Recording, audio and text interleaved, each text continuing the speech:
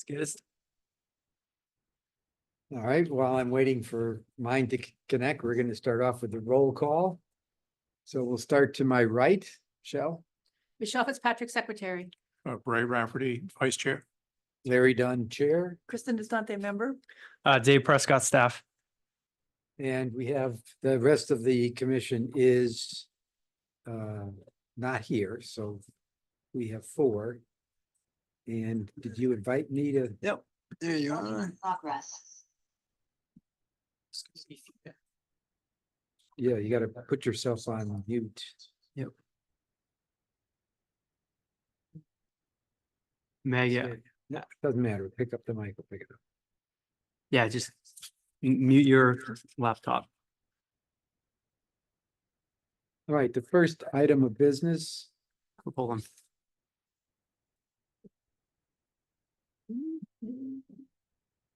Go back.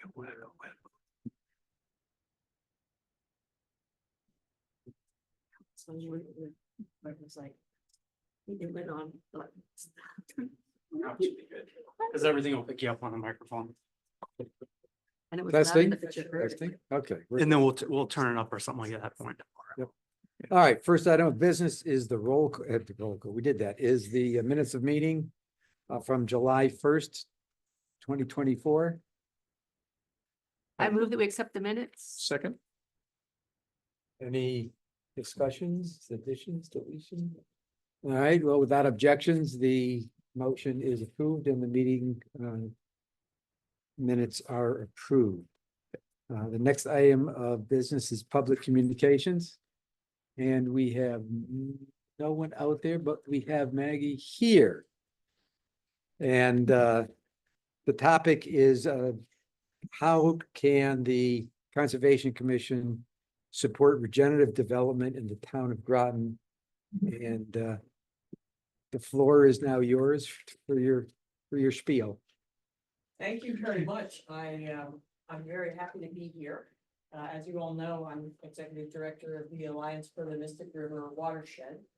And Larry tells me you already understand something about what that organization does, so we don't need to dwell on that. But one of the things that we prioritize through our planners convenings and conversations with the community is finding a way to resolve the tension between the housing crisis and the need for a healthy place to put housing and the need for healthy housing.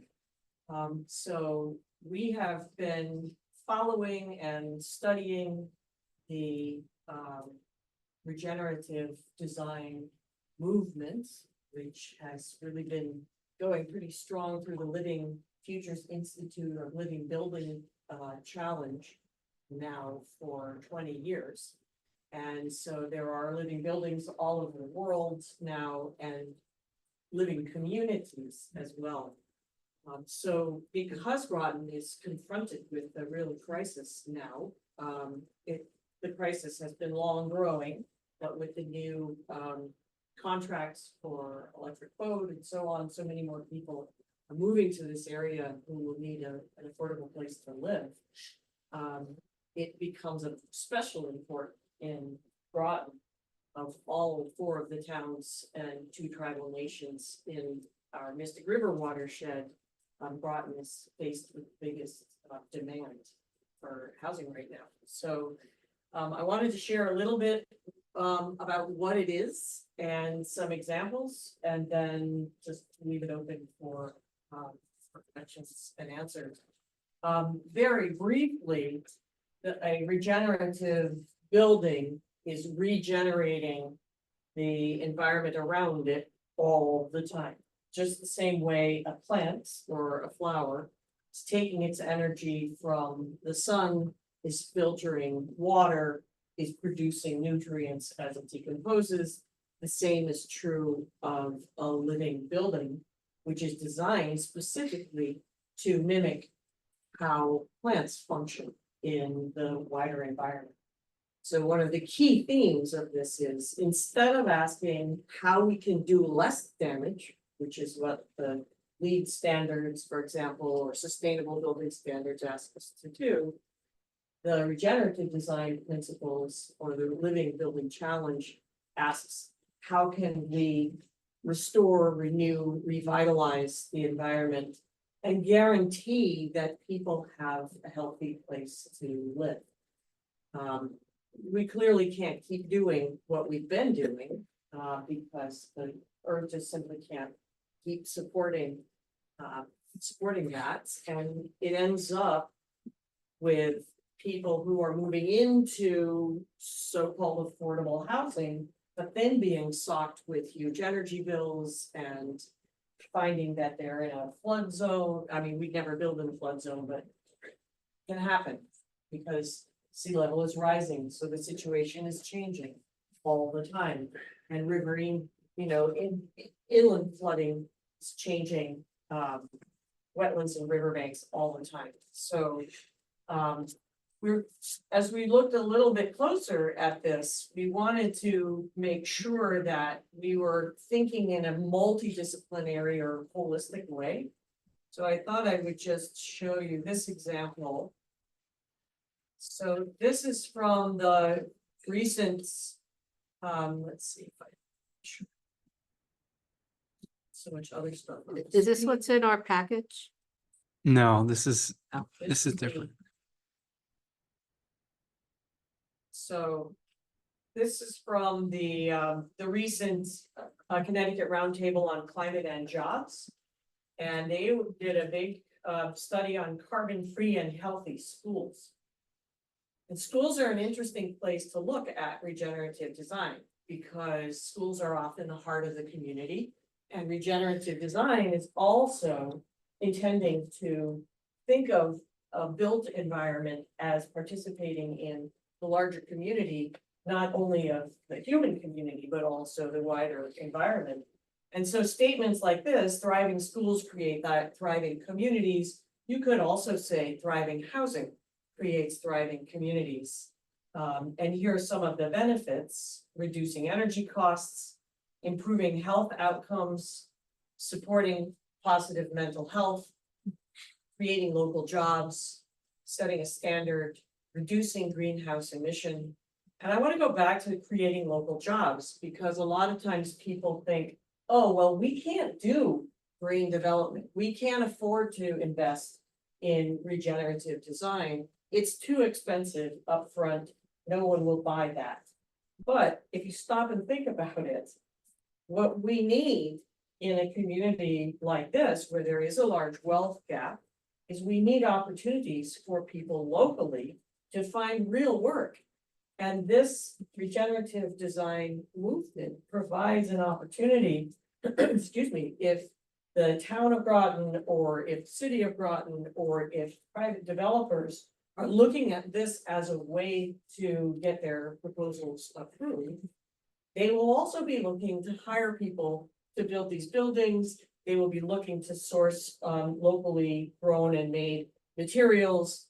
They will be fulfilling a kind of circular economy in the sense that there will be an economic growth in the sectors of the economy that need it most, so that people can find real work. And in collaboration with the Three Rivers Community College, with the Grasso Tech School, there are plenty of opportunities to combine forces here to really change the standard.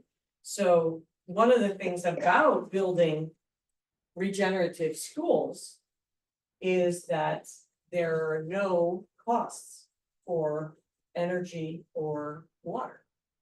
So if you stop and think about what costs a lot to operate a school or a housing complex, right? One of the biggest and most expensive costs, not only to the people who are living and working there, learning there, but also cost to the environment, is energy. And fortunately, in the state of Connecticut, the policies are very favorable toward net zero or even positive, net positive construction. So there are incentives, there are ways that you can bring in funding from the state from a number of different pots, whether it's climate resilience or whether it is workforce development, right? You can bring in these kinds of energy credits. So this is one way of thinking about the quote unquote low hanging fruit of regenerative design. Is that the easiest thing to do is to go after energy, because that one is already being encouraged by the state. Water filtration, making sure that the water that's received is not being piped in from far away, that it can be filtered on site, and that the wastewater can be filtered on site. That's a trickier one, right? Doable, and is being done in certain places, many places in the country, certain places in Connecticut as well, mostly as pilot projects. This is also something that can be done. One of the there's a very famous TED Talk, which I'm not going to play for you, but Jason McLennan was the founder of the Living Building Challenge, and his TED Talk, Living Buildings for a Living Future, he features a building in Seattle, which is entirely solar powered, right? Seattle, the perfect place to have a solar powered building, right? The least number of sunny days in the year. And it's Second least, second least. Okay, Poughkeepsie, New York is number one. okay, there we go. All right, so anyway, the point is Little that hack. they were able to have this building 6 floors of office space, right, heavily used all day long.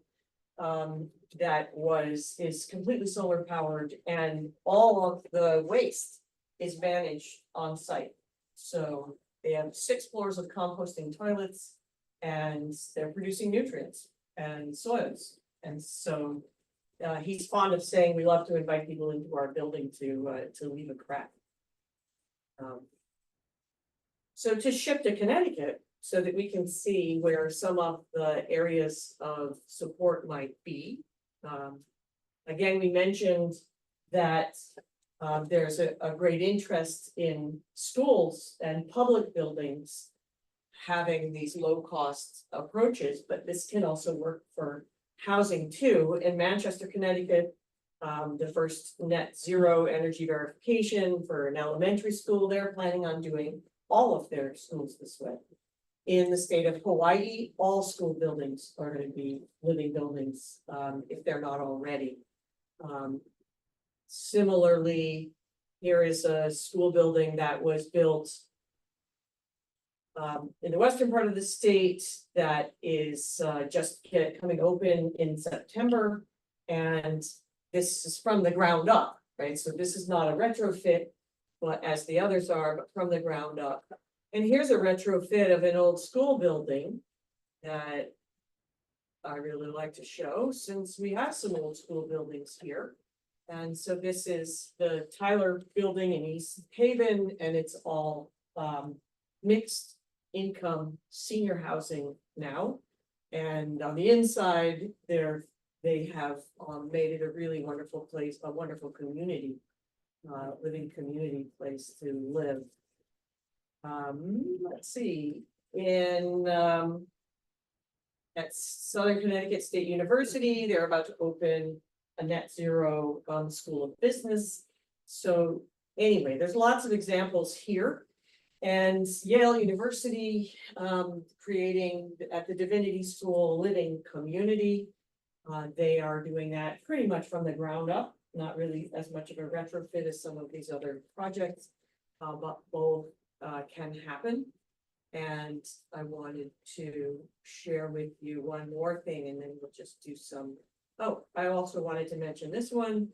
So in Hebron, Connecticut, they're creating an entire living community that is intended to be mixed income, but with the greater proportion of that, I think 40% of that is going to be 30% of the mean income of the area. So for the most affordable housing possible, and it's happening on the campus of a church there.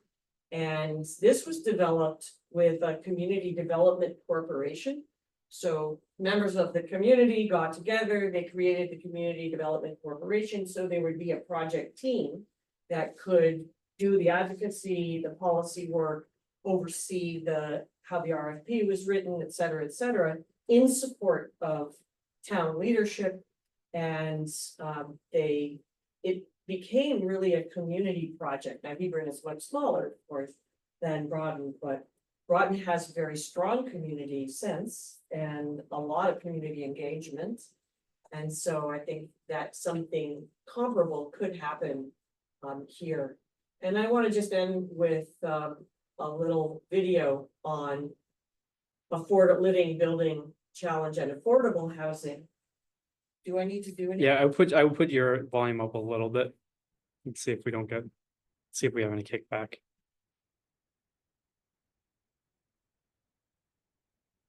All right, a little more. I put it up a little bit more. Good. See.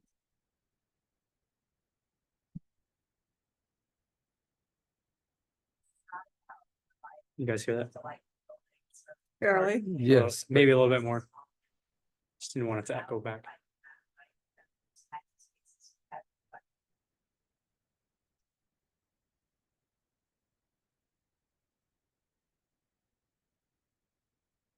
The climate is great for affordable housing projects in particular, but in general for living building challenge to scale up. I think the most important thing is the fact that this raises the bar in terms of the standards that we are shooting for when we're building our buildings. Pilot Plan Affordable Housing Program was begun so that affordable housing can be built as living buildings. And we now have over 15 registered pilot projects in more than 25 states.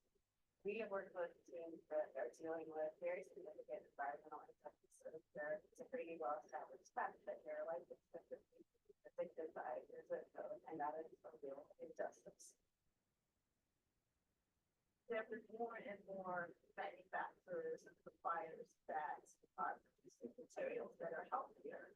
Think that everybody should have access to those things. Everybody should have a right to live in a healthy environment. So our mission is to have that in all of our projects. Indigenous families tend to live multi-generational. However, they may be one person with a full-time job or greater. That large family bill falls on one shoulder, like $600 a month is really excessive burden on the people of this region.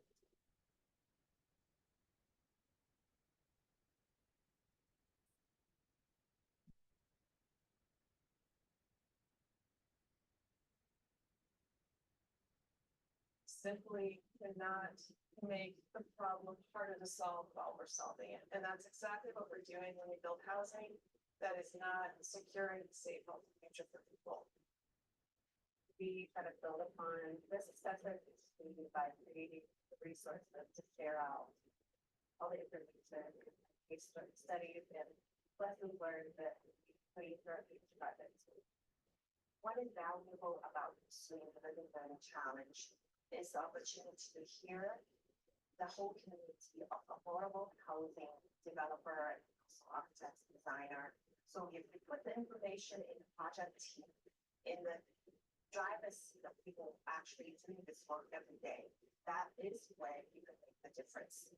Being a part of the building challenge is kind of stepping away from the regular type of architectural process that it involves many more aspects that kind of connect with people. So I would, be a part of more projects in the future. First, begin to track. Some of the components that we got excited about were the spirit of place, community, biomedia.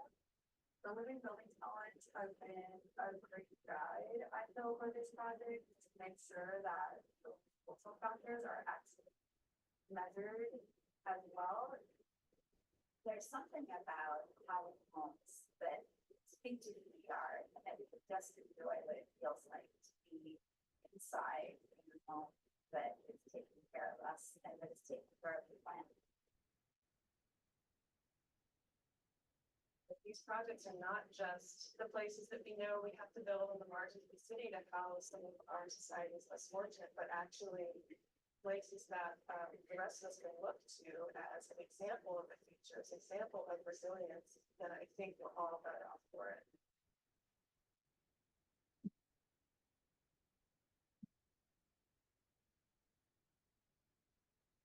I just wanted to mention one more thing, and that is that tomorrow, the architects and engineers who work to create the ANSI standards will be meeting to work on the ANSI standards for regenerative design. Also, Connecticut has a thriving Build Green Connecticut organization, which is a conglomeration of what used to be the Connecticut Green Building Council, plus the Passive House community, plus the Living Building community. Now they're all one, and they're working closely with Connecticut Green Bank to look for ways to create funding for projects that could be pilot projects or could be major complicated projects. Either way, they want to make sure there's funding available.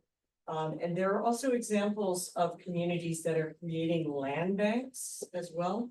So that as we're thinking about where we can put buildings or where there might be buildings that are decrepit and in need of regeneration, that those can be sort of gathered and held, so that when there is a need, they can be more quickly made available. So I'll stop there because you probably have questions. Not that I'm an expert, but Well, first off, I mean, we appreciate you coming in and sharing, and I have kind of sent out a lot of the information, from prior meetings that I've attended, as we voted earlier to be part of the alliance and supported. Now, our role as Conservation Commission has several pieces. One is very specifically by state mandate to identify the inventory, if you will, for open space specifically.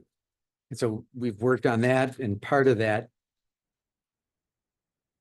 we view that as a land bank for the environment, not a land bank for development, regardless of, so we do separate things. However, as part of that exercise, for example, 60% of the land owned by the town of Groton is open space.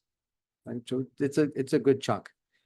And some of that property is designated as developable, not being open space.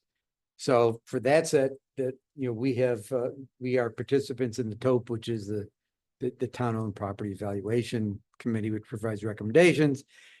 And in that context, we've been promoting, not with these terminologies, but trying to have something that supports the environment as well as affordable housing, as well as. So that's one slice that I think intersects. The other one is that we, from time to time, support grants, whether it's town grants or other organization grants like the GOSA, for the purchase of just within the paper for the announcements of that grant. I mean, so it's in support of versus not as a leadership, because of we are part of the town structure, right? So we have to kind of balance, all sides.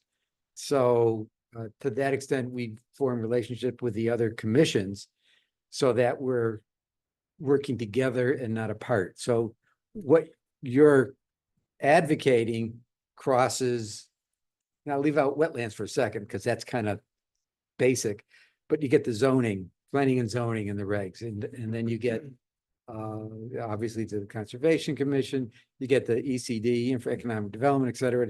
So in this next POCD, I'm just thinking of some things that would happen. We're actually doing a joint kickoff with those three commissions: Conservation, Planning and Development, and the zoning, who actually is the lead on that. Getting the objectives in the POCD, I would guess throw out a recommendation that your organization can sponsor or support. This ought to be there, which sets the basis for 10 years for how the town invests and what the priorities are. And we're part of that, but the community is being sought aggressively this time around to provide input. So there's a perfect opportunity, and that kickoff is gonna be next month? Early fall. We don't have a date. We're working with the kind of contract consultant, so we don't have. Is early fall. Yes, I know. that's what I It said. could be, it's September, October, but it's Okay. probably, I think we're pushing towards September, but it's really trying to get all that. Yeah, yeah, defined. no, I was assuming like the September time period, but so the start, Is health and recreation part of the POCD yes, and or coming in later? yes and no. Okay. It's buried in there. If you look at objectives, you certainly have parks and recs and those kind of things, but then there's a separate. Matter of fact, one of the ones we're gonna talk about today is the Parks and Rec plan. And that's kind of a separate plan, that, we've reviewed and we're gonna vote on. What our support letter is gonna be for that Parks and Recs plan today. So, but yes, they also have input, but it's a pretty broad, widespread. Set of objectives. So, but it is. At the top, strategies. So that's where we start to get this embedded strategy to be my recommendation to say that's a place to push. And always flip to the bottom when we get to specific examples, like a specific school property, which is now down to the top. We address specific parcels and doing that. Or whether it's the acquisition of a property or advocacy of a grant. So it's kind of like, I just talked about the strategy and I talked about really detailed tactics. And I kind of say, look at both of those where we could, my view, everyone else could jump in. That'd be my view of where we could provide some support, assistance, et cetera, for guidance. So let's. Yeah. Anything you'd like to add? Not add on that, but just a question on the like, I'm fully understanding what's regenerative. About it. Like, I get the idea that you got solar power, but how is it actually regenerating? The housing is regenerative, it's like improving or enhancing or the environment. I don't clearly get that. So it's producing more energy than it uses. Okay, so it's just It a is. lot of solar panels, basically. Yeah, or. Or heat geothermal pumps or Right, something. whatever. Whatever. Okay. It filters its own water on site, What's the source of the water though? rain usually. Yeah, but I don't know that we have enough necessarily rain here to Well, in sustain. New Jersey, for example, Mhm. the Willow School, which is a elementary school that has probably 200 people in it in the course of a day, is able to, it has a huge cistern. Cistern. So it's able to Filtration system. generate all of its own water. And what it doesn't use, right? So there's some rainwater that's also used for irrigation, right? They are also raising food there. And when the building is also generating soils, right? It's also, all of this is contributing to the well-being of the environment around it, as well as contributing to the economic development of the community. So it's regenerating economically and ecologically both. By regenerating, I mean contributing to the life of the ecosystem around it. So what we want to do, I think, as humans living, in an ecosystem or many ecosystems, is we want to make sure that our human systems are functional part of that. Because healthy natural ecosystems, as you know, right, are functionally regenerative. Life creates the conditions for more life. So you want to make sure that the built environment is doing the same, creating the conditions for more life, rather than extracting from it. So getting into that mindset. They have rain gardens. Neighboring gardens, of course, yeah. Getting into that mindset of not just how do we do less harm, but how do we actually benefit the environments through the decisions we make about our built environment. That's the kind of regenerative mindset. I guess I don't know if it's the time to get in the weeds, but I'm just curious about cisterns. Like if you're talking about doing this to some kind of scale, like cisterns, you have to have a backup system in case there's a drought. I'm just that kind of it's a little bit of a stumbling point, but maybe now's not the time. Weeds. I know weeds, but I mean, it's just, Yeah, I I'm can't happy help to bring- but start to I'm think happy about to the bring details. The people to discuss this with you further and. Just I'm curious. sure tomorrow there will be a lot of discussion at the ANSI meeting about all of this stuff. Yeah. And so I'll probably learn a lot more too that I will want to share, but for now, I think, having the general concept, I think that might give you something to go on. Every solution isn't appropriate to every Yeah, right. microsystem. Yeah, And it's gonna look different That's in around, every. yeah. Yeah. So the ones we were looking at in the desert, right, they may, I don't know how they're gathering water. Maybe they're doing it through condensation. Yeah, I know they're gonna do it in a biomimicry fashion. I have nothing to add. I'm trying to think of how this is retrofitted into a affordable housing or attempted affordable housing. Think pre-existing structures like Frankfurt Manor. It's over toward, toward the city of Groton. And it's our sort of affordable housing component in the area. We've had different owners who put a new coat of paint on it and say, raise the rent and but that's about it. And then they get taken to the cleaners for mold everywhere and have to address that. And I'm trying to think of how I understand the concept of what you want to do, but I guess I'm not seeing I don't enough up in the weeds how you get there. For instance, something like that, where you can promote the pre-existing structure to be part of this living structure from what it is today. I don't see the sort of the elements where it makes it happen at this point, Energy, right? water, waste, filtration, right? So all of those systems are gonna have to be transformed if they're Right. not already present. So in a retrofit, you would probably have to change all of those systems in order to turn it into a living building. Right. In order to make all those systems work, you would probably also have to change the way the building is insulated, right? How it's getting its energy, right? So there would be many steps that would go into, it sounds like if there's massive mold infiltration, then it may not be a good candidate for a retrofit. Because it's very difficult to get rid of that, you need to go down to this, whatever steel studs, you still have to. There is a tremendous amount of work being done on this, though. So, very often one of the issues that creates unhealthy buildings, it isn't just mold, it's the materials that we use to build the buildings themselves. And we don't even know what's in the materials because it's not required that all of the ingredients be reported. So we don't know about the environmental costs or the cost to our health of typical buildings. But regenerative or living buildings use natural materials very often, local if that's possible. This is one reason why Indigenous communities feel very much aligned with this, because this is how you build as part of your own ecosystem.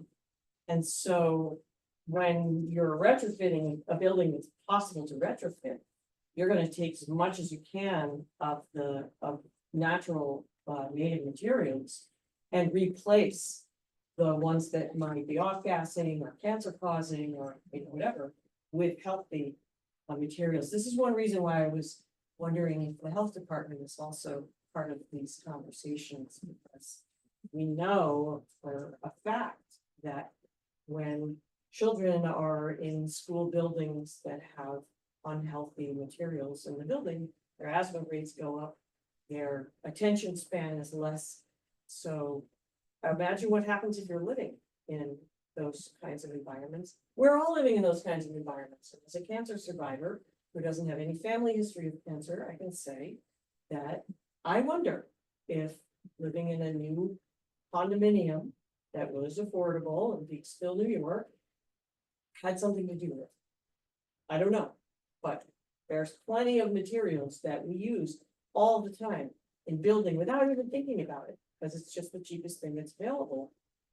And it costs us a tremendous amount. And yeah, It's very the cost expensive.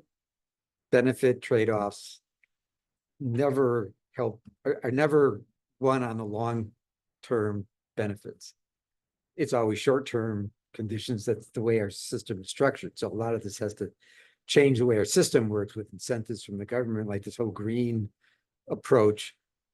It's loaded with incentives from the government to either buy a, a vehicle with electricity or solar panels or whatever. So the same model will probably have to work, because if left to private enterprise, to your point, the economic benefit just isn't there in the short term, because you can't get your money back.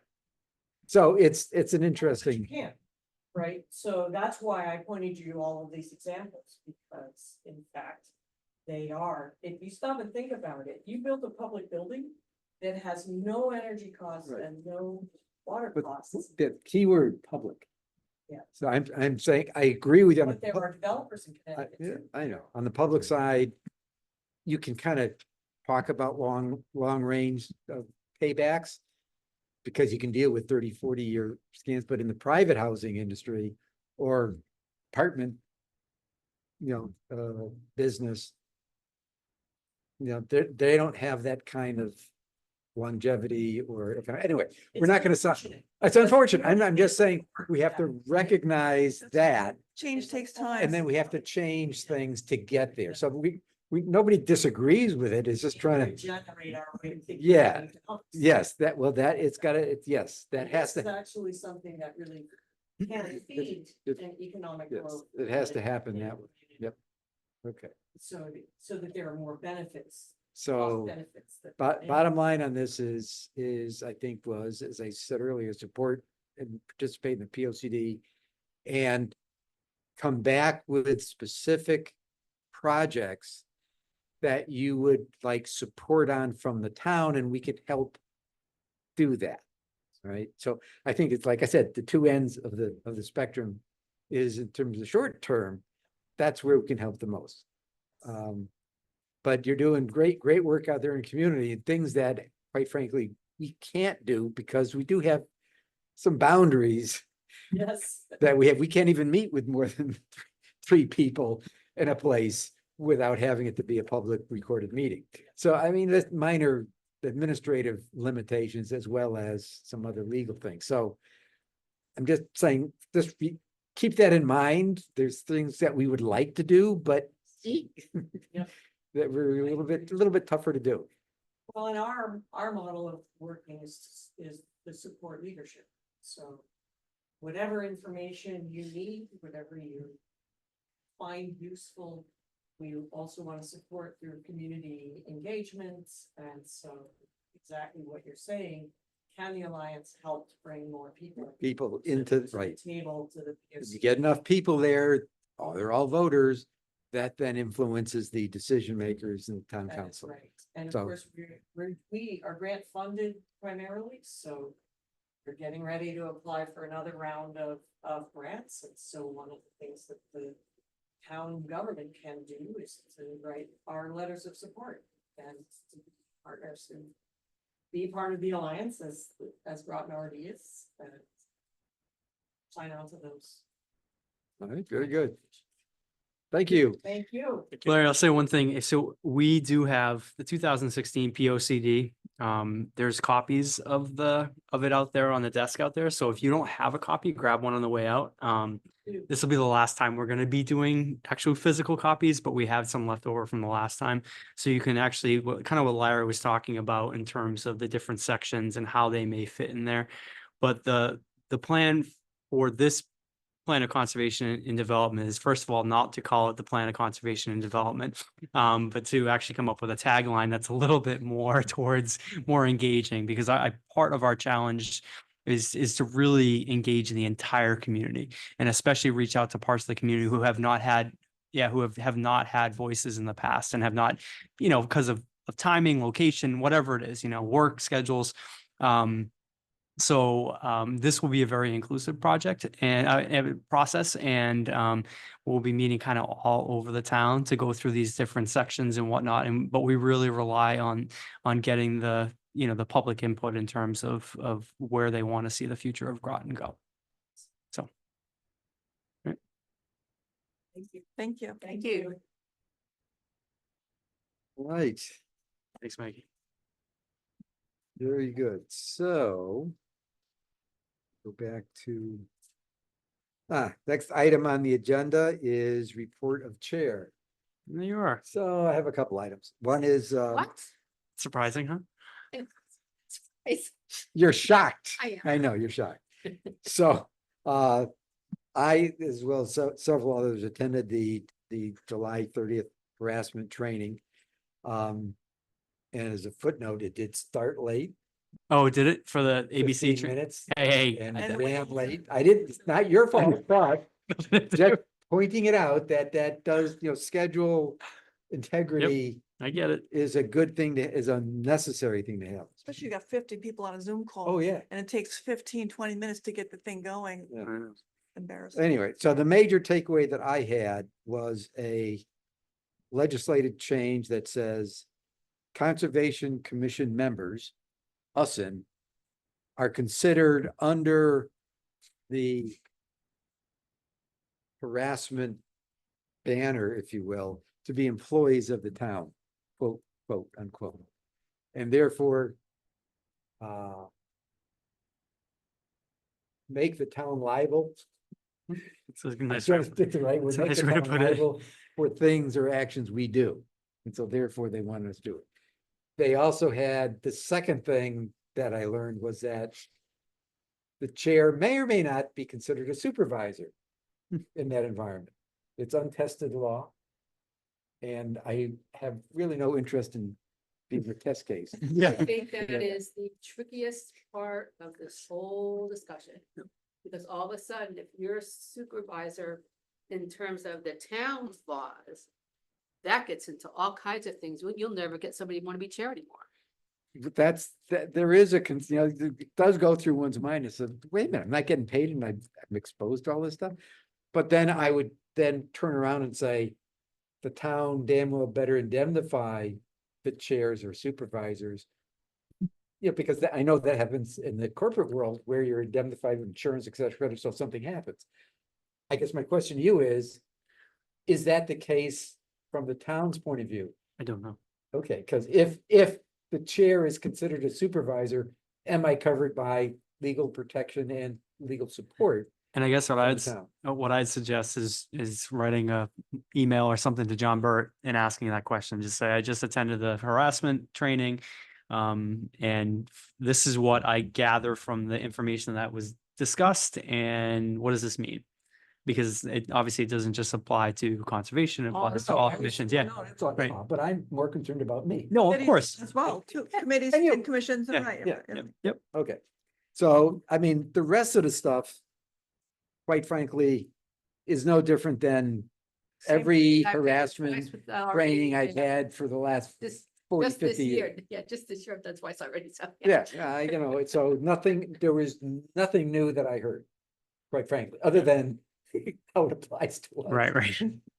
So I mean, I know Michelle was up there, and I think I was you were there. Yeah. Anything that popped up from your perspective? No, other than, I could see where if you're on a commission or board and, your outside behavior, your choices that you're making could influence, I mean, somehow could spill back. Because you're involved with the town, I don't know who the players are and so forth.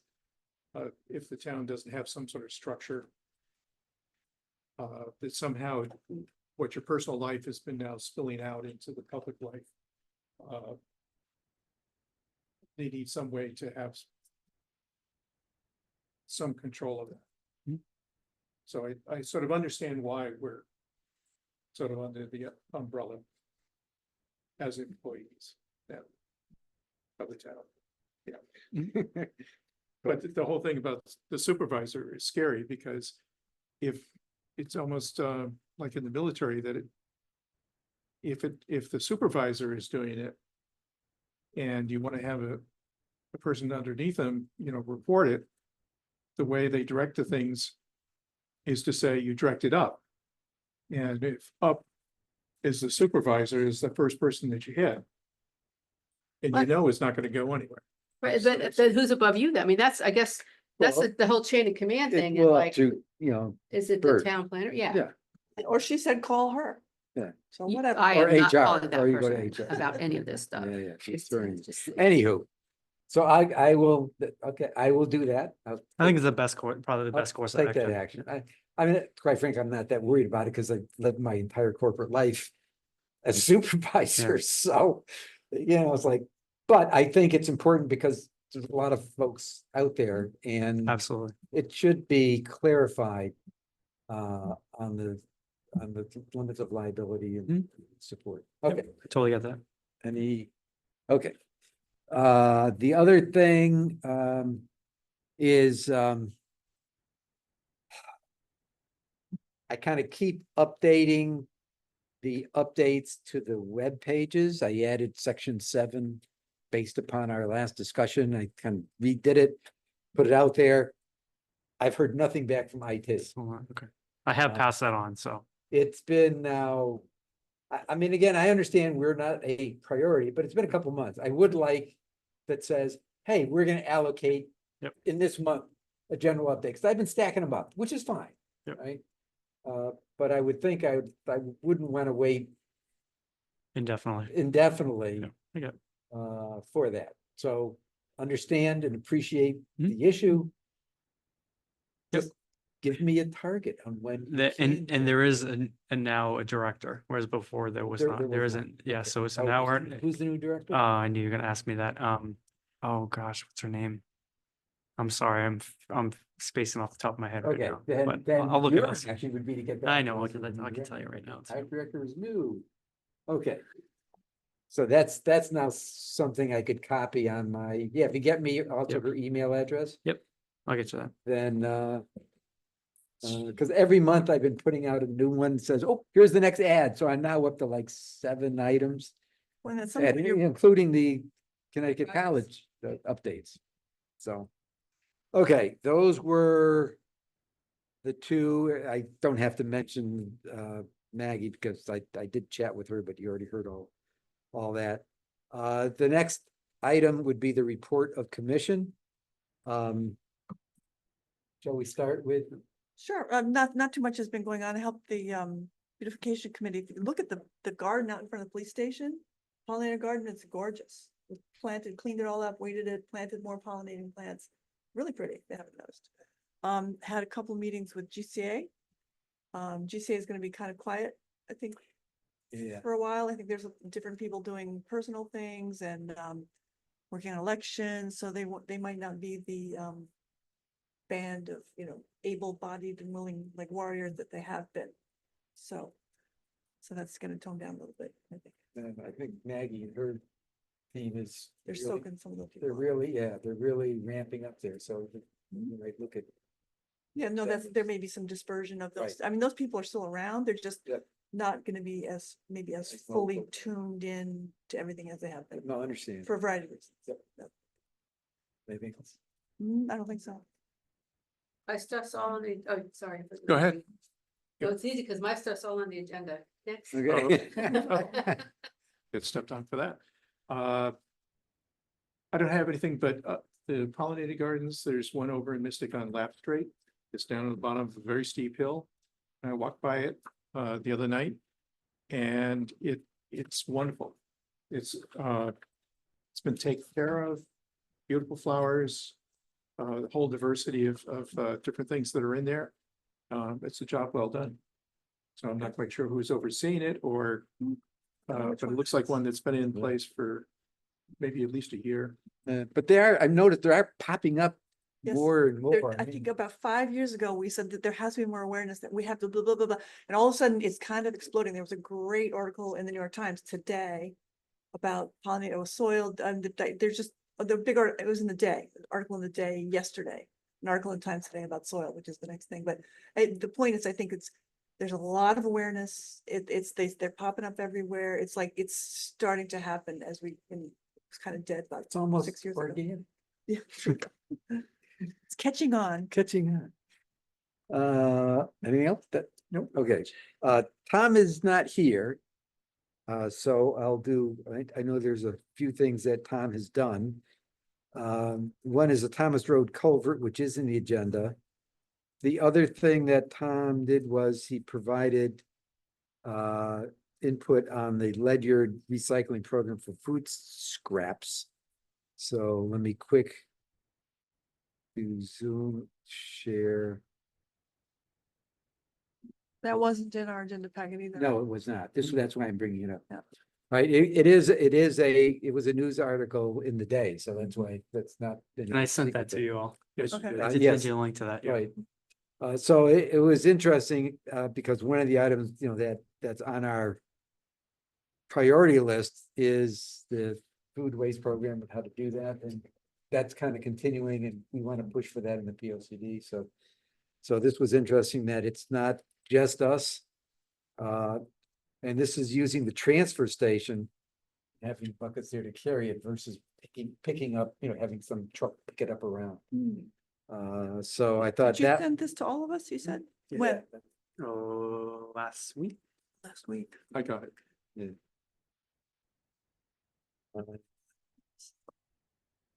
Okay, so the next item I have, let me stop the share for a second.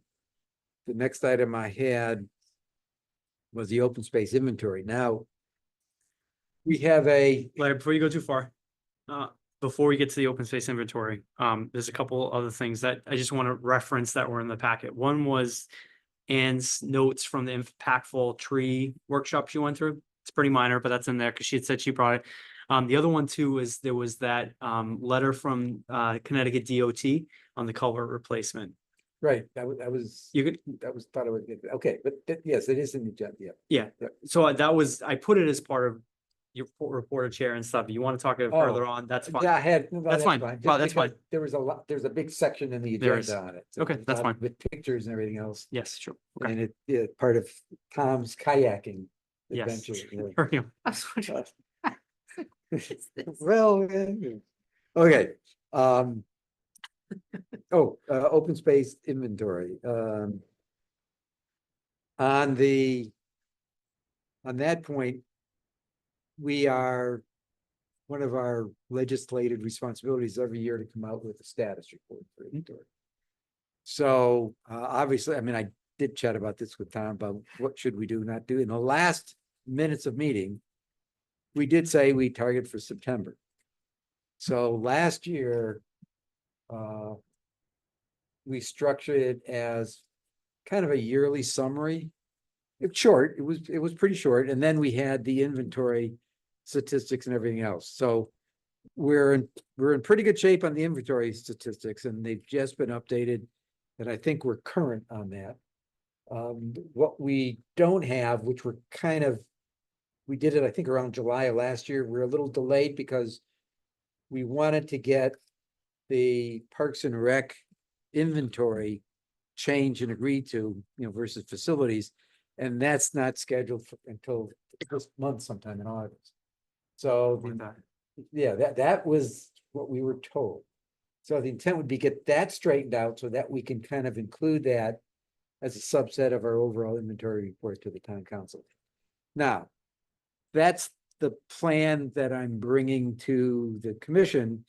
And I guess I'm looking for your support, approval to have a special subcommittee that would draft that same letter, which we would then come back to the commission for its approval to actually send out.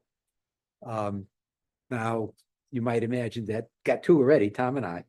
And a third person, which we can't up to three. You don't have to have three. We don't have to, but you know, it's, Well, I think the two of you would do just fine. Yeah, without a third I person adding vote their that the cents two of in you, there. because you've already got it done, basically. It's my opinion. yeah.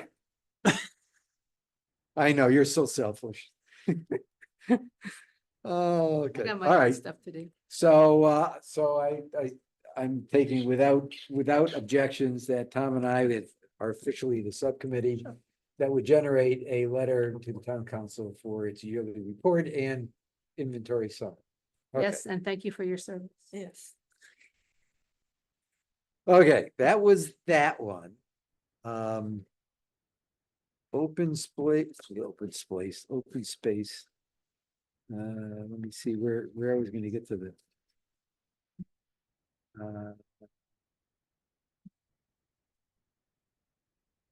I think before I get into, well, we got a couple of things. So we had the commission will review the draft Groton Community Forest Management Plan. It was in, or it is in the agenda handout. We do have a recommended letter. The letter go in the agenda? Yep.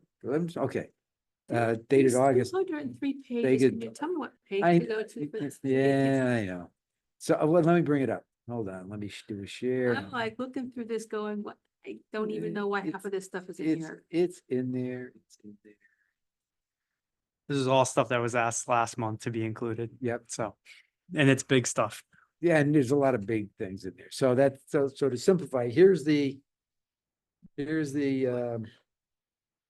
recommended one for your approval. And I guess if you haven't read it, if you could read it now. See, can I make it a little The bigger? maybe? letter or the report? This is the letter. The report's been out, it's in the prior agenda. Could you just give us a page number and I can find it and read it? It's easier to Yes, read. It's easier to read on from my my screen. screen If than you tell me up what page there. that's on. And for those of you who don't have a screen, could you just summarize what is on that? Well, let me do one thing at a time. While you find that, I have a couple of updates that I think will be that are obviously very relevant for this. So as we discussed at last month's meeting, this forest management plan has been out in draft form for a while. The consultant's been working with Parks and Rec. Yep. 178. Has been working with basically staff, Parks and Rec staff, a few other staff. Megan's been involved. And obviously myself, Larry, Tom went to the opening kickoff of this discussion and they went through this. So this is still in draft form. So there have been some big changes that have been brought forward because of this. So I just wanted to let you know what these are. Again, it's still being updated by the consultant and there's still time. So first thing is that I think one of the big things is that this report focuses on trees more than it does on forests. Yep. We are not looking, they are not specifically looking at, an open space parcel and the entire forest within that there, but actually looking at trees and really looking at the fringes and whatnot. So one of the suggestions from Parks and Rec is to rename it from a forest management plan to a tree, yeah, like basically a tree management plan, a town of Groton tree management plan or something like that. So that's the first one. Okay. The second thing is, and this one's bigger because this one actually really does impact Conservation Commission. So as part of the bylaws, the Conservation Commission is tasked as the Tree Advisory Board. The recommendations that come out of this plan are really above and beyond the expertise of any of us in this room here. And one of the suggestions is to develop a completely different task force specifically for dealing with trees on properties. That would basically, some of the thoughts are to have an arborist, the tree warden from staff, a landscape architect, others that are really know and have background in this to actually meet on whatever that basis is and be actually under Parks and Rec. So I know one of the comments under here is that there's a lot of different departments working on this. I think you put this in here really well, is that it really should fall under one department. And basically what has been discussed internally is that it makes sense to fall under Parks and Rec because they're the ones that are dealing most with that. But it also, the other piece was that in order to really execute the action items on this, they need a dedicated task force or committee or whatever it ends up being that has experience and expertise in all of this, all of these topics here. As you probably noticed in the action items, if you take right now how it currently stands, Conservation Commission and Tree Advisory Board, which you guys are basically one and the same, I think everyone except for one of the action items is assigned to you guys. And you have to look at the action items, it's a lot. And that's a really huge workload when most of our meetings, we have a huge agenda anyway. So that's what's being discussed right now. That's some of the recommendations that have been sent over to the consultant. Yeah, I think it's a definitional question. In other words,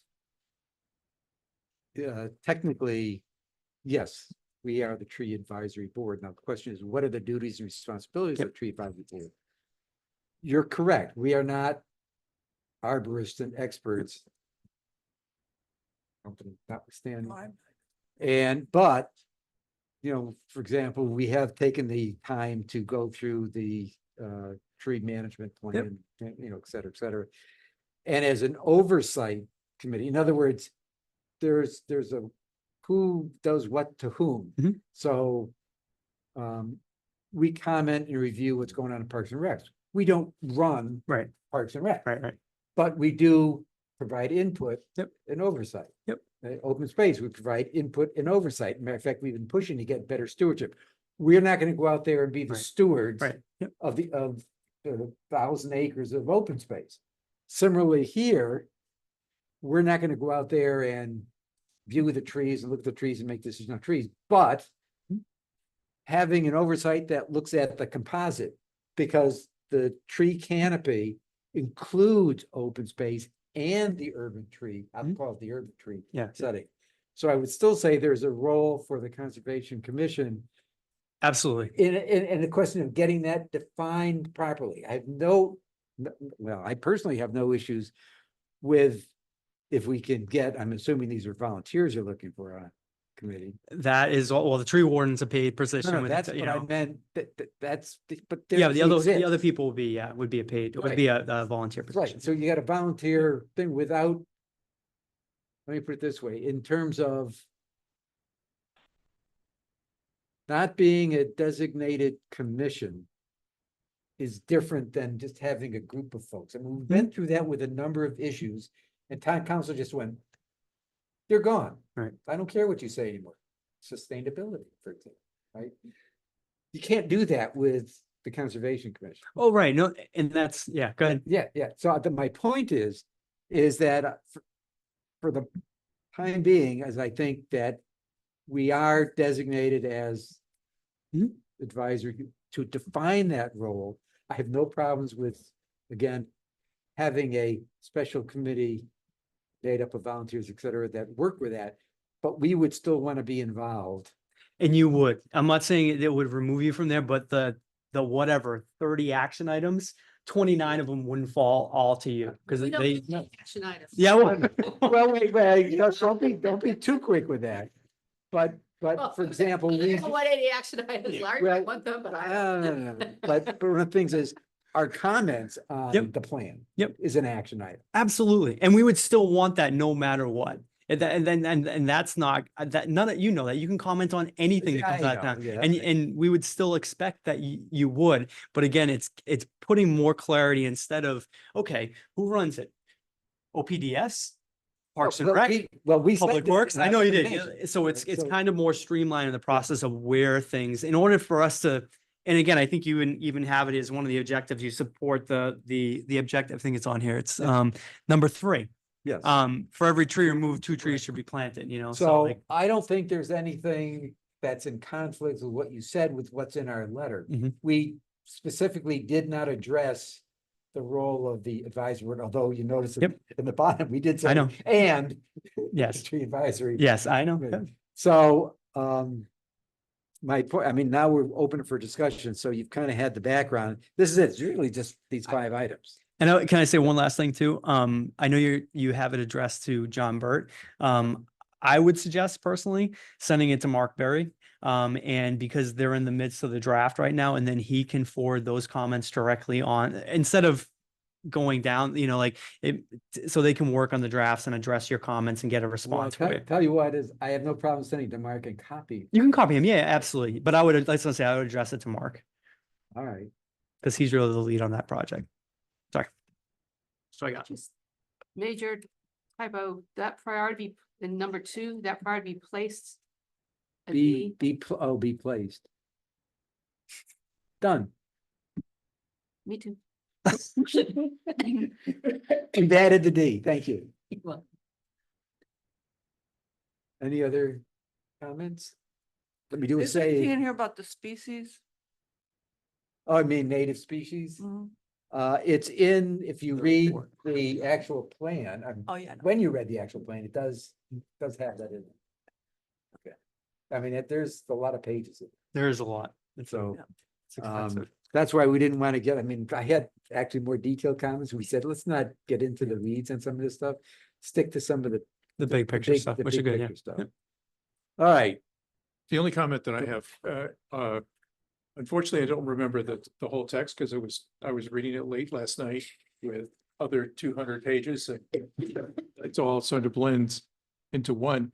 I certainly support them having a technical staff with a group that can get together more than just the tree warden. To have discussions, and I don't think we have the expertise necessarily to be on that. And I see that more as a working, during, if there's a crisis during any particular week or something, the group can get together, or they have the ability to do that. That's not something that we're set up to do. But don't want to lose our advisory capacity to support their movement forwards. But it's great to see that this thing is developed, because years ago, there wasn't, discussions were had, but the support wasn't out there. So it's nice to see that this is coming together. And I think that I never considered a tree advisory as being part of the forest, because having been part of Pequot Woods and seeing Mark's struggles, stewardshiping the trails and falls, trees that have come down and so forth, understand a lot of the problems that are associated with managing something like that. Yeah. But where they're doing the public, mostly the Right public away. access. Yep, yep. And doing that well is a task within itself. And it's great to see that finally there's going to be some energy in that. Because Right. when you see it, when you drive down and you see trees that look like they're maintained, they're appropriate for that location and so forth, it enhances it for everybody. And we're definitely looking at, whatever you want to call this, the tree management study and stuff, as we're working on, the landscaping regs for planning and zoning. There's a lot of, really, I think if you haven't read part of this, some really interesting things in terms of different tree species and what they consider, how much of each tree species they have. So a lot of what we have as street trees, some of the numbers are getting beyond the level that if There's some another light or something. invasive disease comes in there, you don't want it to wipe out whatever that is, like the beach and the element, all that kind of stuff. So it's really looking at that too as well. And that also kind of somewhat falls on us as planners as we're reviewing these, that that whatever the development is, they're not planting red maples the entire way, because if they were, and especially with the way the climate is right now, if they were infected by something, you would lose all of them, and that's not, we need to start looking at things like more southern species and stuff as a climate. Yep, exactly. So All right. So, looking for a motion. I move that we send this letter with a minor correction. Second. All right, without objection, everybody said aye anyway. All right, Just because you make a motion doesn't mean you agree with it. I know, that's why, that's what everyone said they agreed, okay. So that's that. Let me go back to. Let me stop sharing that. Go back to my agenda again. Oops.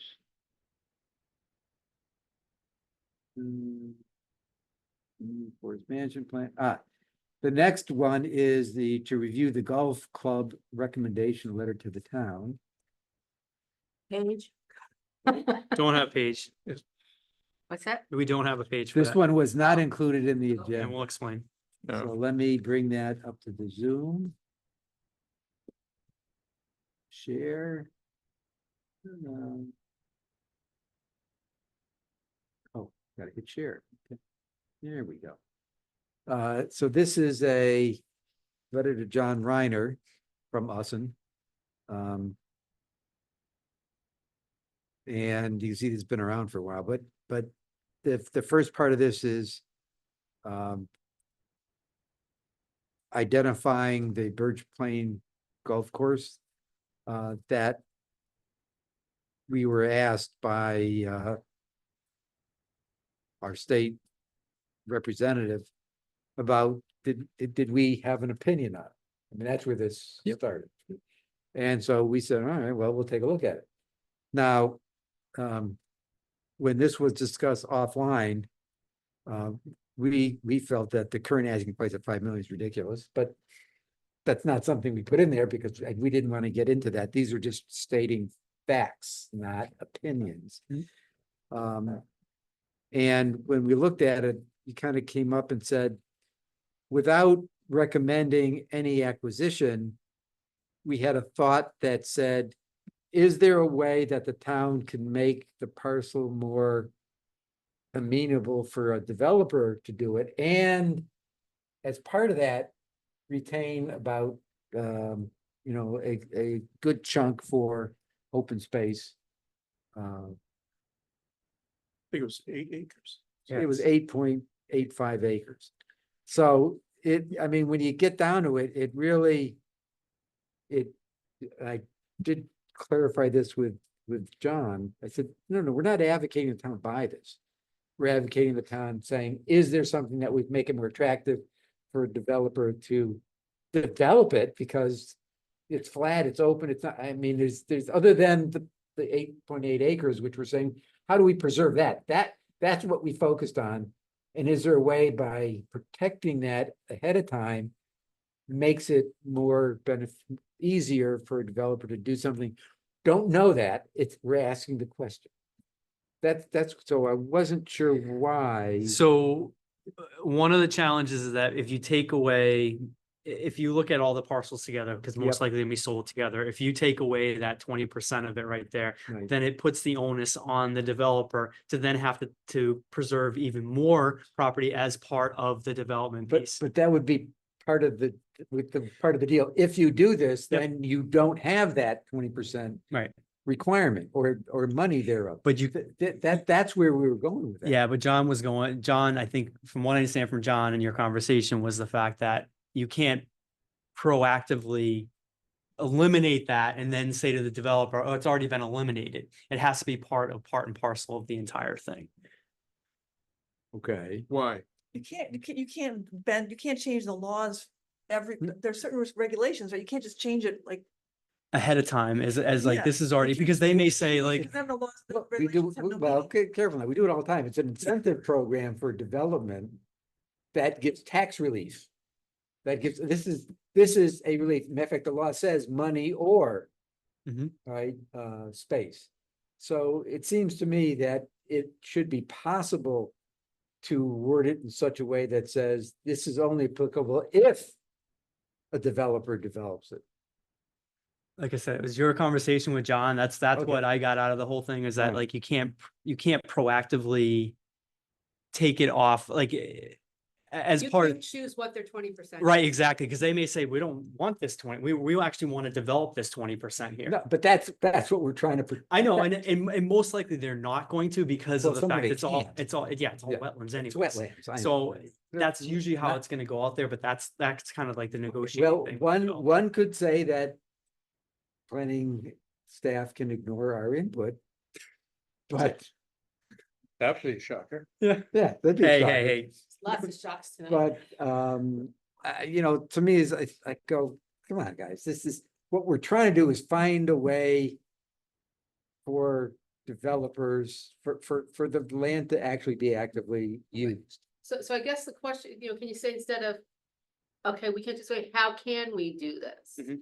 That, in what way can we try to identify that?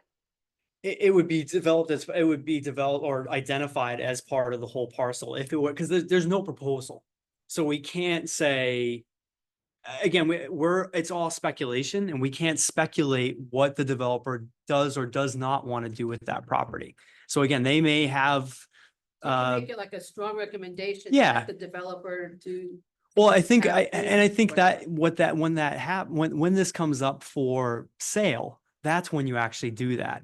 But to proactively do that and to speculate that this is not a parcel that even if they can't use it ultimately, but that's what that's from our side of things, like, all right, then we take the regs and say, no, you can't develop because of A, B, and C, or you can only develop this small portion, but you can't speculate how it's going to be used. That's the thing. Because we don't have a proposal. We have no idea what would be proposed for that. So same concept, make it more vague. Maybe. I mean, maybe. Well, I think That's my suggestion. I mean, Yeah, that's what. the rest of it is basically, facts. It's a recommendation that when this parcel is considered, here's what we'd like to see happen to that part, that space. Yeah, we can do, and I think the other piece too is that as Larry has mentioned before, there's a big price tag for it, and it's in the flood zone. It's completely in the flood zone, and there's some other major challenges for that. So I think that the biggest thing, and there's other stuff about the National Diversity Database, like, all that kind of stuff too. But yeah, I mean, you guys can definitely do what you want. From what I heard from John, that was basically kind of saying, listen, we don't have a proposal, so we can't tell a developer what they want, what they're going to or not going to do with that. When it comes to us and they say, okay, we want to do this, we're like, all right, well, it doesn't fit here. You can't put it here because it's in the middle of the wetlands and it won't get approved or whatever. So you would move it over here and you would still need to donate this land or whatever. But usually you need a proposal. one of the associated with things that, having a little history on the commission is that working with other planners, when a project comes in, a developer is considering developing a piece of property and there's the 10% open space. Yep. Where is it going to be? And your department would come to the Conservation Commission and say, this piece of property is proposed to be developed. And we're suggesting that maybe over here would be the set aside going forward. And then we'd have an opportunity to take a look at it and we'd have our own little checklist to say, does it meet this, to agree or support or not support the proposal. So I just look at this as just it's a new twist that. to this. But what it does is it puts our marker down to say, if this particular piece of property does come up for development and it moves forward and this is where we would like to see the land protected.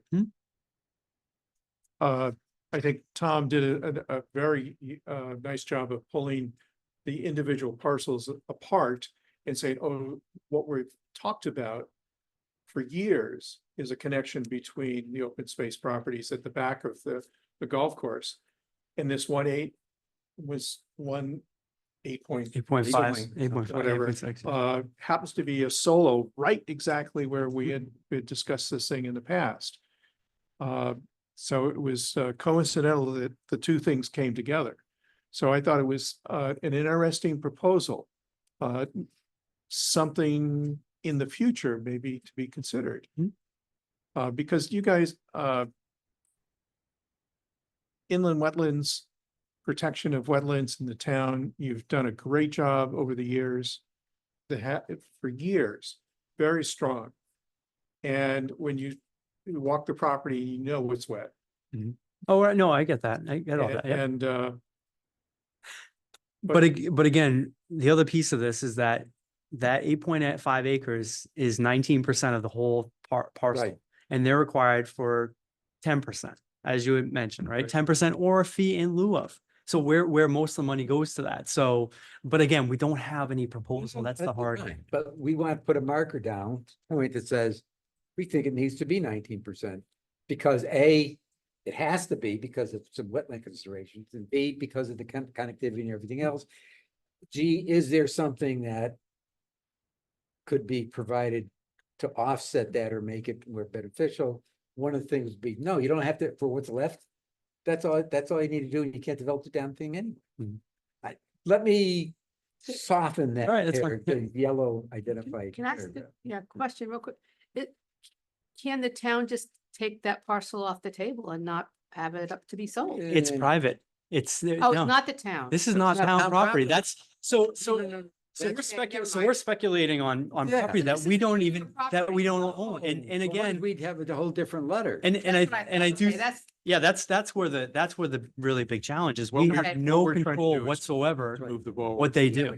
we're trying to be proactive and it's Trying to be proactive, not working. help, like I said, to help develop. It didn't Yeah, work. no, I So get that's- that. Restrict development. I get that. I totally get that. But I'm That's- saying like, that's, that you hit it right there. That's the big challenge. We don't Okay. have control over that. So. but it's our opinion, we would like to see that. Yep.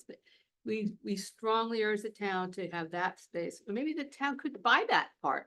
I don't know. Well, Maybe. We buy, could part of our open space money go towards that piece? Some of it. Is it possible to pull that piece that, like, to have the town Well, offer on? that? legally, the answer is yes. That's the only thing it can be used for. Is So acquisition could of the property. Town offer for that piece, that parcel. But then you know what happens? If the town owns the title portion, then the developer comes in, Still they stuck with still this have to set 10%, aside right. 10 or 20, which is. Oh, But- darn. That, no, But buying title property is gonna be underwater. Well, right, years exactly. anyway. And you know, Anyway, I'm just, you know, Well, that's- I'm yeah. trying to add more ideas. to the I know. mix. So what we're trying to do is just saying is that, is Right. there something we can, Is there a help way the for us cause. to, some creative way to help the to, cause? to keep, to try to get that parcel? Yes, protected, but also Great.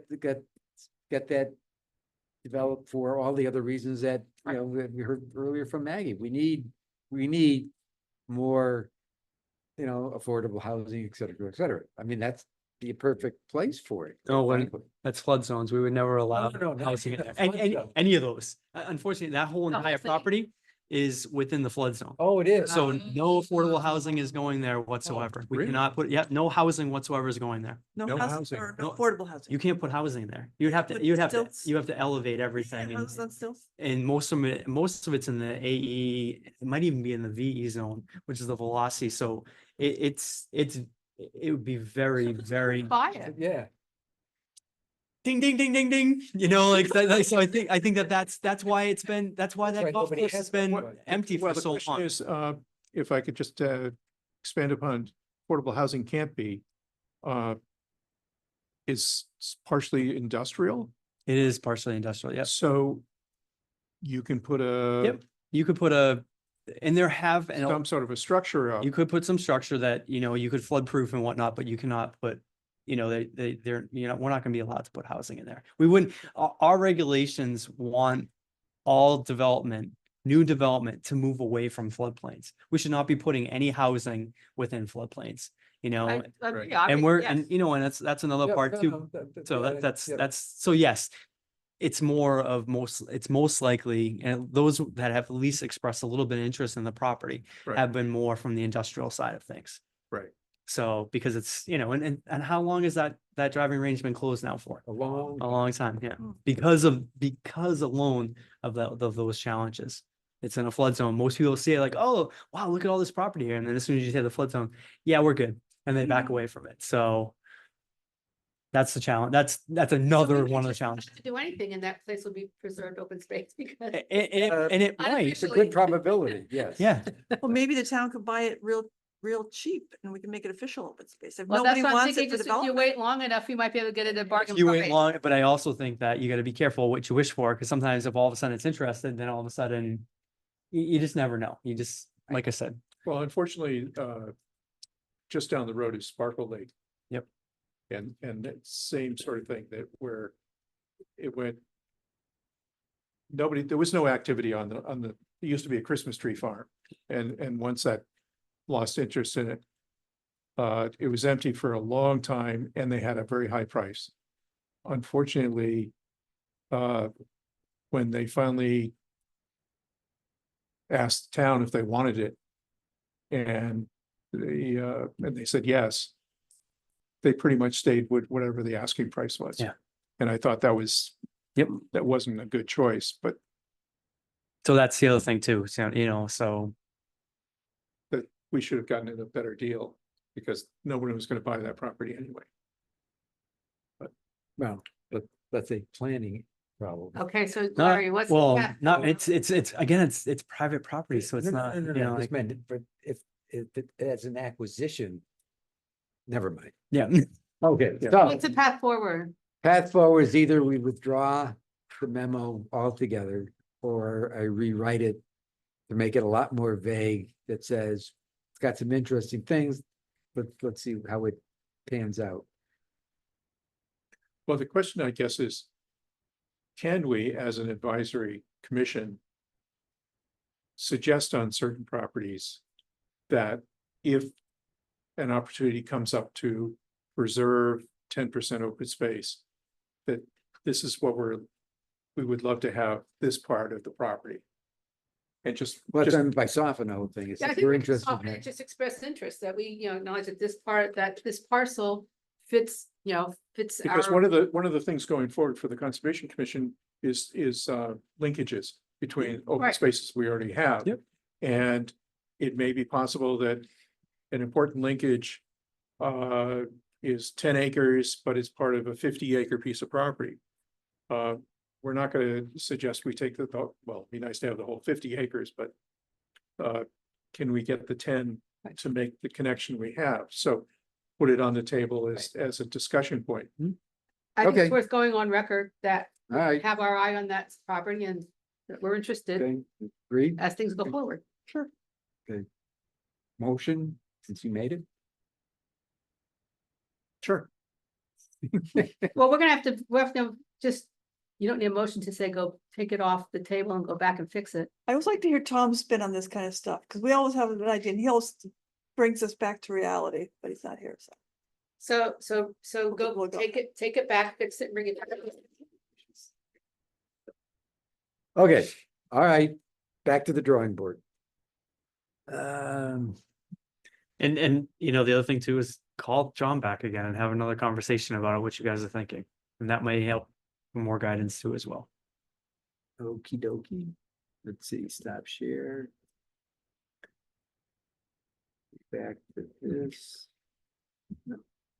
No. It's not going to be a record short meeting tonight. It might be a Uh, record. let's see, All right. oh, just, oh, well, I did the next one that I was gonna talk about. All right, in the agenda is the Tom's Culvert Adventure. And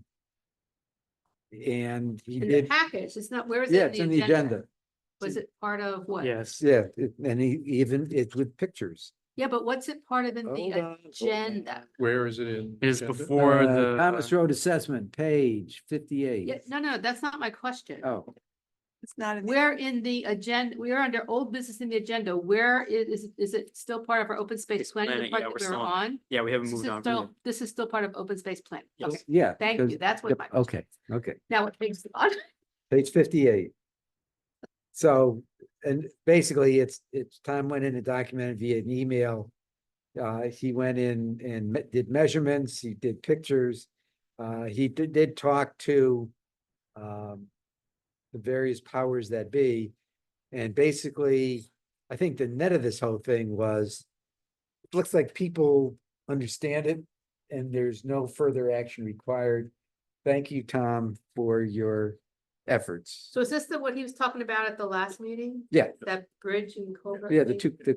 two culverts, and it's got the pictures of the Got it. culverts that are in there. So up through 61. 62, you know, so, Cool pictures. yep. I'm probably the only other one who's ever gone through it, so. So what, I've taken a canoe through it. what is it he wants us to Through the- do? Oh, no, It's information. it's information at the end of it. The original intent was there something that had to be done to modify the culvert to handle the water discharge? Got it. So the answer was, after all this work and talking to everyone, is like, no, looks like that right now there's no action that we need to push for. So, you know, that is useful information to Yes, it is. determine that action is not required. Yes, it is. That is an action. No action is an Absolutely. action. Okay. Well, I think one action is to better understand the railroad underpass, its influence on the discharge from the watershed. So I'm not sure that that's ever they've redone the bridge on Thomas Road. But and then from Tom's work, which I had in the packet, there shows that they're gonna do some repairs to it, but they're not proposing. Any new major renovations? They're not gonna, Yeah. right, they're not gonna enlarge it. And this winter was the first time I've seen that in years ever flood. I was amazed to see that actually be underwater, the bridge. So things to come because of climate change, but the underpass underneath the railroad tracks is just the dynamics on that is one of those studies that you could get some engineers come in and just take a look at it to see whether or not modifying it would actually make a difference, a big difference for the kind of money that you might spend. Yeah, well, they did. The good news was they did look at it, Yes, right? They who, The engineering, I forget, well, it should be in there, who we talked to. And Right. said, right now, no action is required. Doesn't mean, you're right, that something's gonna happen in the future. another inch of water. Another, yeah. well, one of the problems is this We Birch don't know. Plain Creek organization that's been trying to bring the estuary back. And Tom's been really involved with cleanup, Connecticut College cleanup. The city has been involved in it. And it directly is an influence into Baker's Cove, which just leads out to Long Island Sound. So whatever good things they can do to it, they're sending out better water out into Long Island Sound. Historically, it has a high bacteria level for one. And that limits shellfishing and it limits other things for uses for us. In a sense. So there's this slow process now of making important steps in cleaning up the estuary. And at the very bottom is this constriction. Tidal flow back and forth. And this is the Amtrak bridge you're talking about, right? Well, there's, Well, it's There's- Providence, Worcester, it's not, no, it's the, it's in it's, it's it's a spur. Oh, yeah. Yeah, It's a spur It's that the goes spur to one that goes EB. through, yeah, that one, yeah. Right, Yeah. off of Amtrak. And it was probably built late 1800s. Right, yeah. Looking at the construction, it looks that's when they first put it in, and they thought this works back then. You know, they weren't closed, they needed to raise the track, but we'll give you an opening so that you could have some tidal flow through there. Yep. Hence, 100 years later, it's sufficient. Don't know. Because now that we have climate change, we have increased level of tides. It's interesting that if the tide is high enough, pushing back at the Amtrak Railroad underpass on one side, and you get a real heavy rain on the other All side, right, that won't come up. they clash. And then it just, so on Thomas Road, it just floods back up. Hmm. Because if you've got high water on the other side, it has no place to go. And mostly, I mean, there's been challenges everywhere around here about with if it's how much of it's the Amtrak bridge and how much is it isn't, where they're not replacing anything, and that's holding back a lot. A lot of those culverts are completely undersized in a lot of areas too. So that's a huge challenge. Yeah. Yep. So you're seeing a lot more There's a flood. big one across the board. Oh yeah. So. Yep. At this point, we're kind of going. Took a look at it. It's not something that we have to take action on. Right, yeah. immediately. Yep. That's kind of the net. Yep. Get that. All right, so moving on to 4.3. Where we were there. We were there. Conservation development. Yeah, we're in 4.44. Yep. Oh, well, let's see, we signed the contract. Yep. There is, let me bring this up. There's a proposal by the town council to create a climate resiliency plan steering committee. Similar to we're talking about other committees for trees, but this one's a little different, and let me bring that up again. Zoom. Is this under the P O C D? No, hold on, let me bring it up. Share. Everything is under open space. plan. Okay, I thought he said he went on to P O C D. no. This is, and this is a subset of it. So Of what? the section was on the P O C D. This is part of the, So it is, yeah, this is part of P O C D's discussion. Oh, we've moved. That's what I'm trying to say.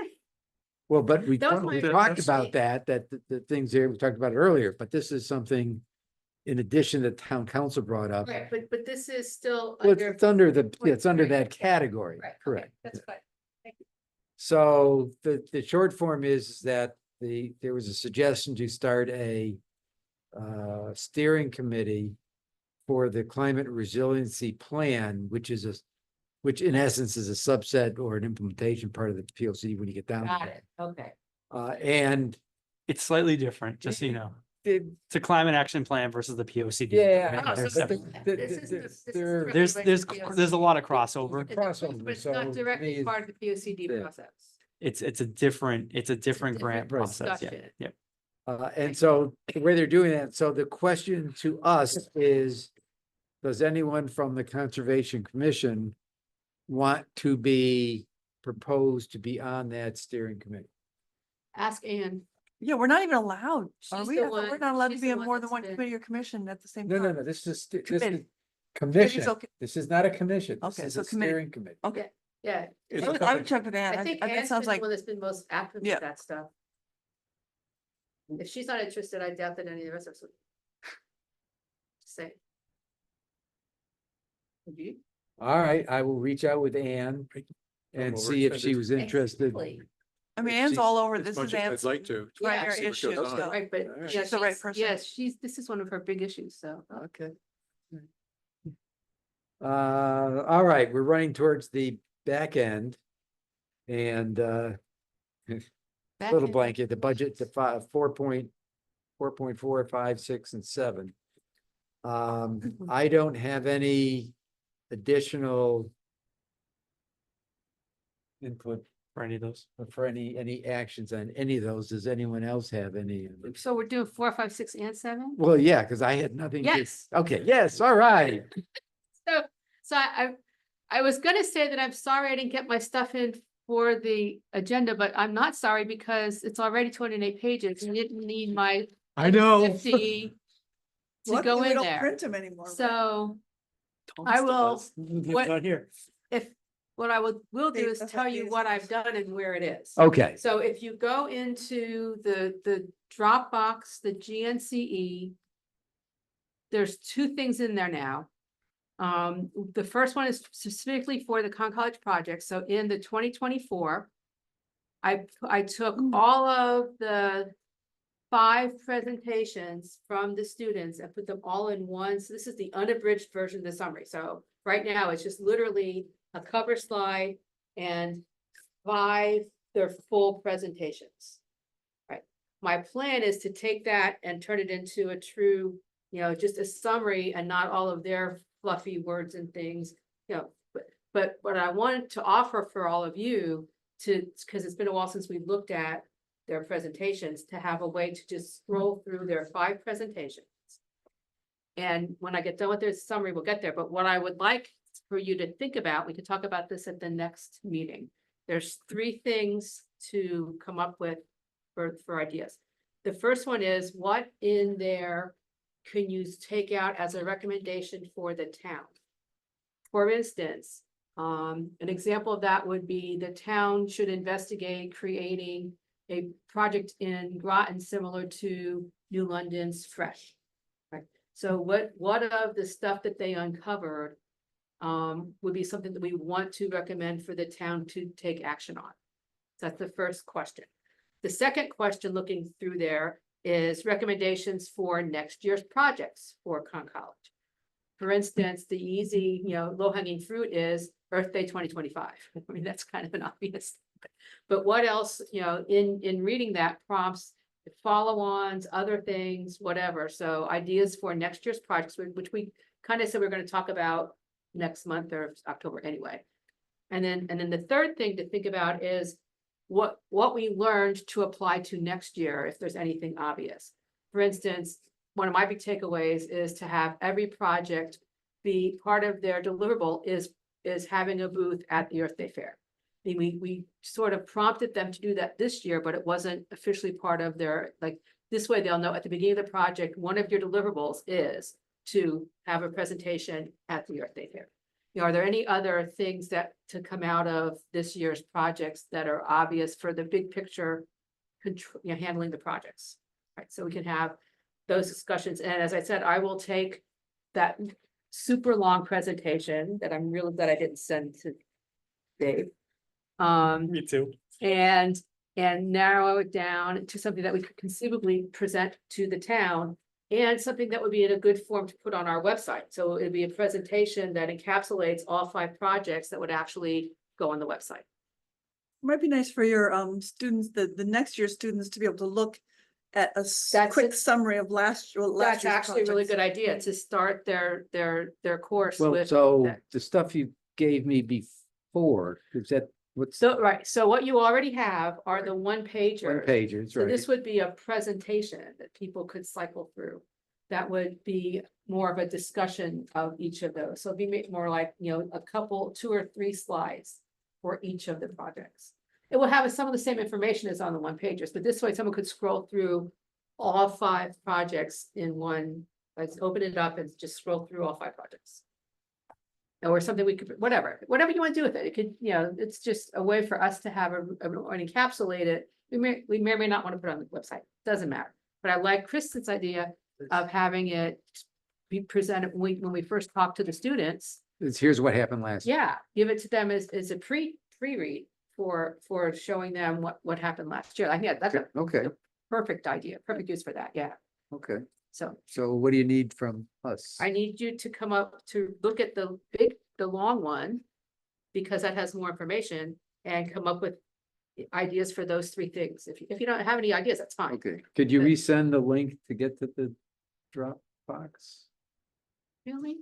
I think, Everybody's in there. I know, I'm just saying, There's so much stuff in the computer. I just went to look for it and I didn't. So should I re-invite you to it? Because basically what you do is you go in there and you invite people, but you're already there. Yeah, so why doesn't it pop up?